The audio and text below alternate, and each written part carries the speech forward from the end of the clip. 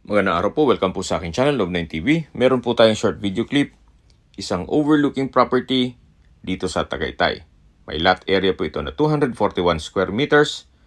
Ito po'y titulado, buhay po ang may-ari, kaya wala po kayong magiging problema sa documentation o sa transfer ng title. Napakatahimik po ng lugar, sariwang hangin, at malamig po ang klima. Ito po'y nasa mataas na lugar. Ang estimated elevation above sea level ay 2,000 feet. Kaya may overlooking view. Corner lot po ito. Ito pong dalawang puno. Sa gitna niyan ay may alley o daan kung saan kayong dalawa lang na magkapitbahay ang gagamit dyan. Yan po yung frontage. At binebenta po ito ni owner sa halagang 4.5 million pesos net. Kung may mga katanungan po kayo, tawag lang po kayo sa aking numero. Maraming